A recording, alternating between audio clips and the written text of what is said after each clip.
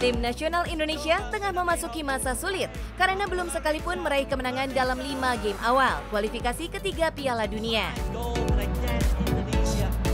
Laga lawan Arab Saudi Selasa malam nanti menjadi momen krusial untuk comeback, sekaligus meningkatkan kepercayaan diri lolos ke fase selanjutnya.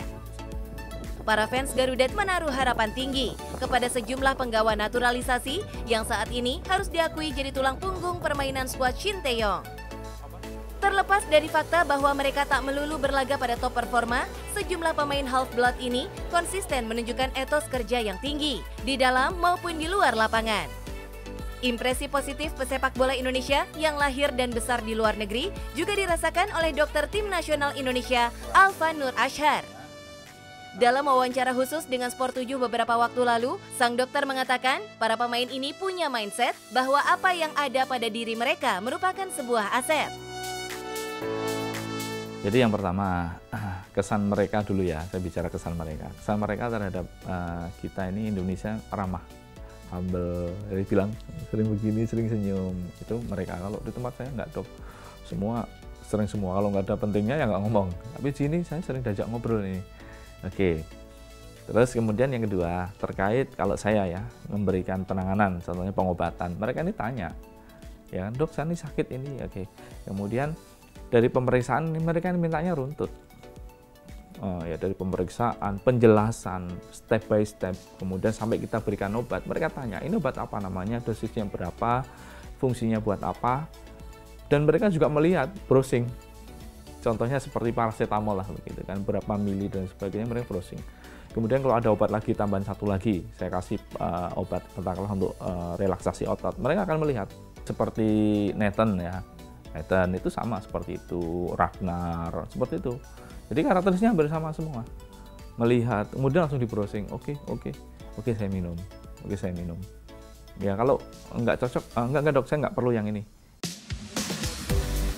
Pria yang sehari-hari punya tugas untuk memperhatikan kesehatan skuad nasional ini juga mengatakan bahwa berbagai budaya positif dari para pemain naturalisasi akhirnya bisa ditularkan kepada pesepak bola yang lahir dan besar di dalam negeri. Jadi memang ada, kalau kita bilang influence ya, itu positif ya. Dan saya suka seperti itu karena mereka nanti akan membawa ke timnya. Sehingga komunikasi, edukasi itu pentingnya di situ. Dan sekarang ya, jadi kalau saya bagi itu kan ini apa? Saya suka di situ karena kan saya tidak mungkin di depan pemain ini saya berikan buat ini, enggak. Karena ketika saya memberikan, saya memberikan bicara. Nanti biasanya pemain-pemain yang dari kita, yang dari Indonesia itu kan biasanya terus kemudian, oh dok ini sama yang kemarin ya, oh iya. Nah, ini sekarang sudah seperti itu.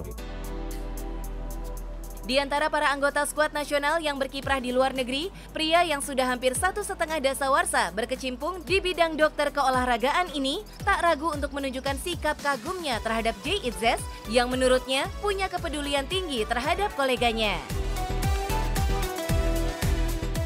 Jay Itzes ini kalau di lapangan ini dia memberikan nasihat kepada teman-teman yang terkait dengan teknis itu enak rasanya. Enjoy, bersahabat, tinggi, kamu begini, mungkin karena dia bermain di tim sekarang papan atas, banyak pengalaman yang dia dapatkan, itu sering ngasih seperti itu. Begitu juga ketika di luar, ya di hotel ya, dia sering memberikan nasihat. Apa itu menurut saya, ini kok unik ya, kan mereka kalau dari Europe itu kalau nggak ada nggak ada relate-nya, nggak ada hubungannya, ya diam, udah. Tapi ini dia seperti keluarga.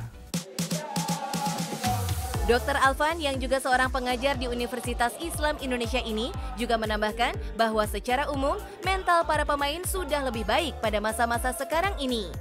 Hal ini tak lepas dari semakin dewasanya sebagian besar fans tim nasional dalam menyikapi realita yang ada.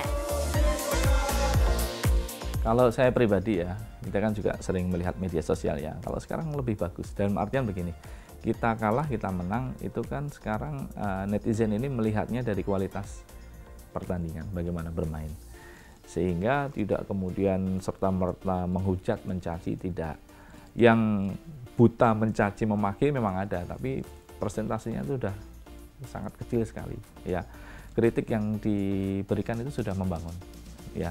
Terus kemudian ini sudah kita hafal ya, jadi kalau pas kita menang sambutannya bagus ya, kita kalah hasil tidak bagus sambutannya kurang, ini naik turun seperti ini sudah hafal semua, dan pemain pun juga manajemen seperti itu sudah paham, jadi tidak terlalu kaget lah dengan sambutan yang bagus, yang kurang itu tidak ada masalah. Tapi selama ini kritikan, masukan itu membangun. Ya, mereka sudah sangat terbiasa. Jadi kalau ngobrol itu bercanda. Jadi ada yang bilang saya begini, ini yang begini. Jadi apa ya, fine aja. Jadi relax aja. Jadi sering ngobrol ini begini, ini begini. Itu enak. Jadi tidak kemudian mereka murung, ya, kemudian sedih ya, itu sudah enggak. Tapi memang dulu pada waktu awal sempat seperti itu di awal ya. Ketika ada satu pemain yang kesalahan, kemudian banyak di situ mungkin hujatan begitu kan. Sering waktu itu memang ini sedikit drop ya. Tapi sekarang sudah fun semua, sudah enjoy semua dengan hal seperti itu. Well, mari kita doakan tim nasional Indonesia bisa segera bangkit untuk meraih kemenangan perdana dan kembali memperlebar jalan menuju fase selanjutnya.